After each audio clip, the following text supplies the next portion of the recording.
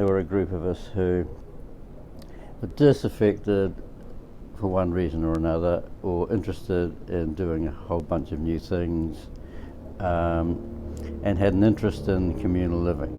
On the strength of having met Roger Ewer as he went through Wellington several times, West Coast seemed like a suitable candidate for a place where we might be able to set up communal living. In that initial sort of foray, there was Svar, Lynn Brooke-White as he was then, Maggie, which was Margaret Rich as she was then, and myself. And we went and stayed with Roger Ewer in the sort of old hen house that he was occupying just south of Greymouth. And he helped us with a few contacts, and we just cruised up and down the old West Coast gravel road in my old Model A, and looked around. It was a beautiful, fine summer's day, and we just fell in love with the place. February the 14th, 1971, we took over ownership of the property. It was an abandoned farm, and we sort of had farming in our minds, The economy of the coast was right at the bottom of a trough. The previous owner had bought it in 1951 at the height of a sort of a mini wool boom. He had paid probably what was then a premium price for the 300 plus acres, which was $7,000. After we'd been negotiating for a bit, he said, I paid $7, I asked for $6, and I'll settle for $5. In relative terms, like you could buy a house in Blackball at the time for about $40, and a really, really good one for under $1,000. There was one farmhouse which was, it was old, and it was in usable condition, and everything was good about it, or so we thought. And then when we were having regular open fires in one of the open fire places in midwinter 1971, we didn't know that there was a crack in the chimney, probably caused by the Anangahua earthquake, which was only 3 years before, when that house burnt down. So that sort of upset the dream a bit. Gardening and hunter-gathering made it sort of food-wise and sort of basic sort of food security. That just wasn't really a problem. This was an area of with a constant, well-known bovine TB problem. We had the milk tested. The milk didn't have TB in it. We sometimes felt it necessary to heat the milk so that it was safe for consumption. All the time that I was growing up, it had chooks at home in the suburbs of Wellington, just down the road from Parliament. The menagerie spread to geese and ducks,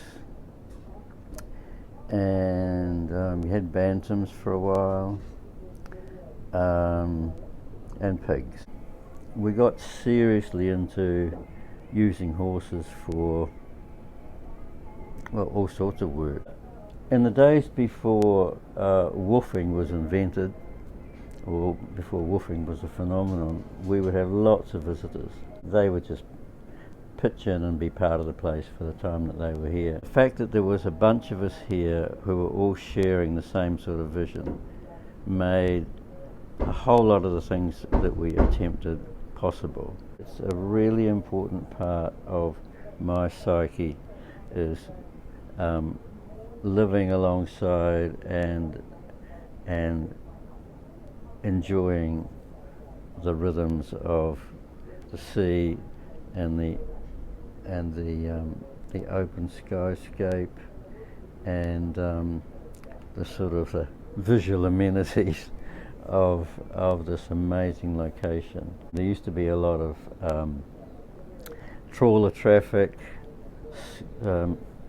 squid mining, coal barges going backwards and forwards. Now there's none of that traffic virtually, and so most of the time when I look out there, it's just the planet doing its thing.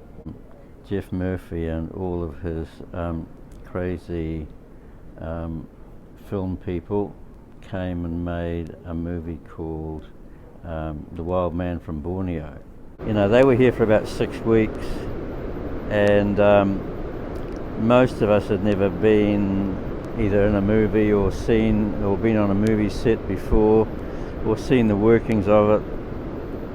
So it was really interesting. It was lots of fun.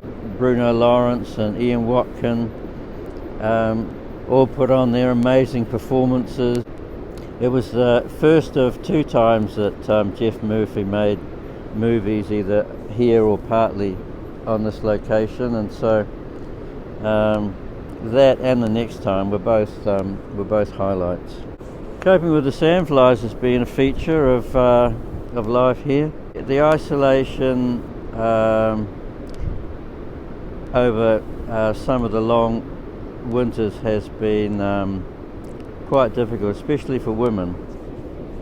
Mary, the woman that I married in Wellington and came here with the first of my kids and had the other 2 after we got here.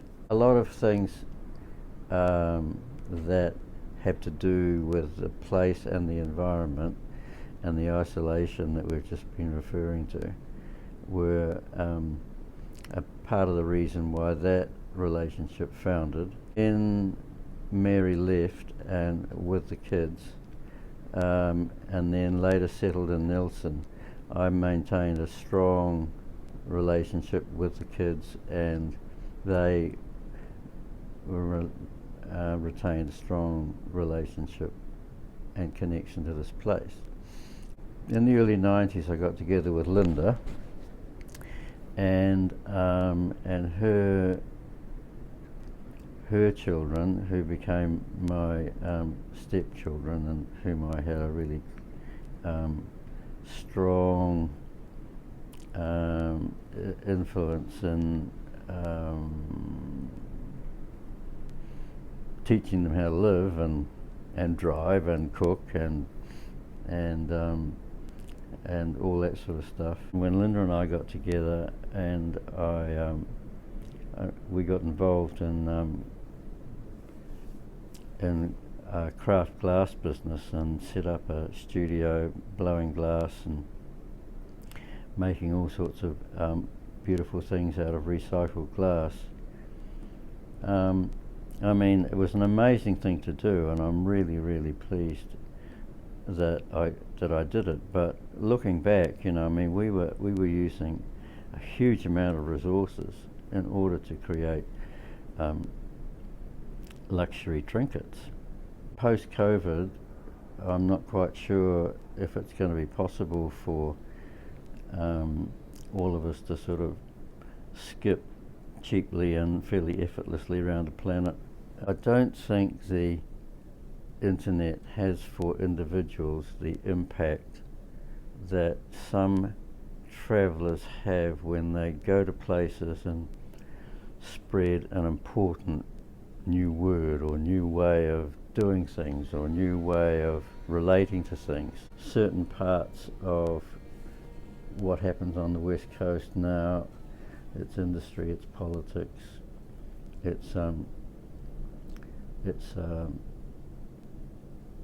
sociology, you know, they have changed as a result of that influx of younger, bright, bushy-tailed settlers that came in the 70s and 80s, and you know, and there's still a wave of them coming through.